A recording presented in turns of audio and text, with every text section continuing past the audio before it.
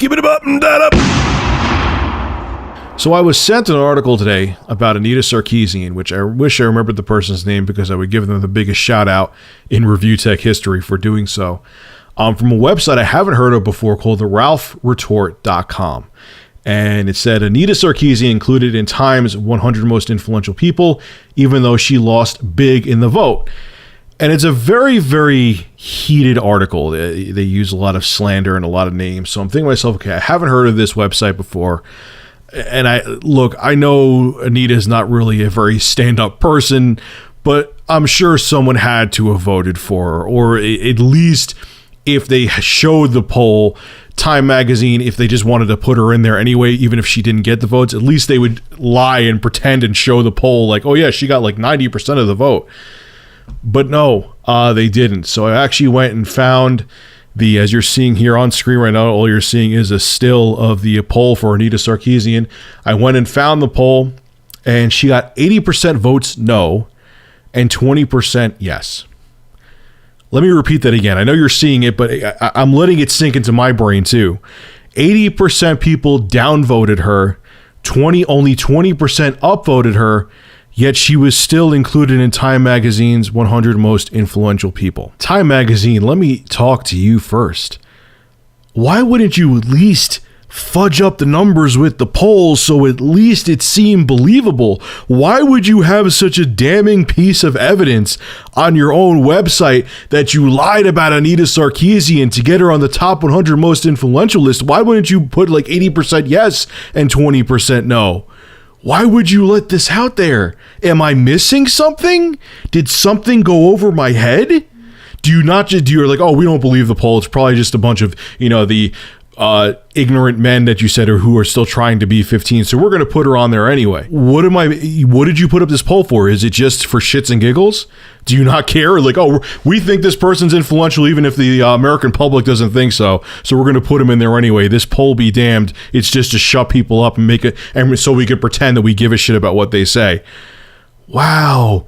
You are as much of frauds as I feared you were, Time Magazine. Like, you're worse.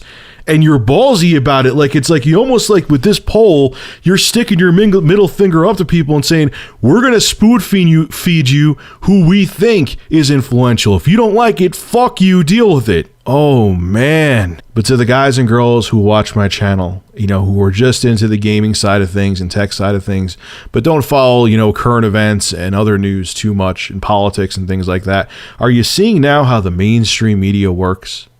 It's all about the dollar. It's all about an agenda, and what the people actually want, be damned. They don't give a shit. They want to spoon feed you what they feel is influential, what they feel is important. And they want to make sure, because they know her name, Anita Sarkeesian, is a very controversial name, she was going to get shoehorned into this list because they knew people like me. I'm not dumb enough. I'm smart enough not dumb enough, smart enough to realize that they baited me in. Congratulations, Time. You got me. You got fat asses like me to talk about her. And it's all about the ad revenue. And if anyone questions her, even though I proved in the video I had about her yesterday, when I showed that We Are Not Your Shield video, where there were men, women, straight, gay, there was people of different ethnicities, black, Asian, you name it. It doesn't matter. They have dubbed anyone who is against Anita and anyone who's against this extreme feminism movement to be ignorant, to be young males or men in my age who still pretend that they're 15 years old. Even though I prove that it's so far from the truth, it's not even funny. The sad thing is that even though you and I know better, like I said, people like me and Mundane Matt have a very balanced outlook on people like Anita. We don't count. They don't care.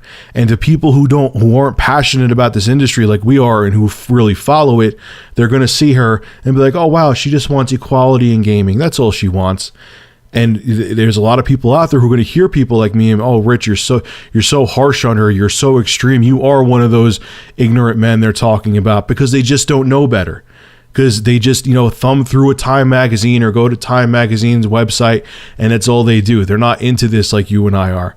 And they know that ignorance that a lot of people have about this industry will make people actually look up to Anita, because they're not looking at all the other bullshit that she's done and all the other nonsense that she's affiliated herself with, they'll just see this and be like, wow, she just wants equality in gaming. She's a great woman. It sucks, man. But I know you guys sometimes are sick of me talking about shit like this, but I have to. You have to fight crap like this or else you lose. So Time Magazine, you were caught red-handed, spoon-feeding people a big dose of bullshit. And thank God for how big the internet is now, because back like 15 years ago, Time, you could have gotten away with something like this. Now, you can't. And I'm so fucking glad. This is Rich of Review Tech USA signing out. Have a good one.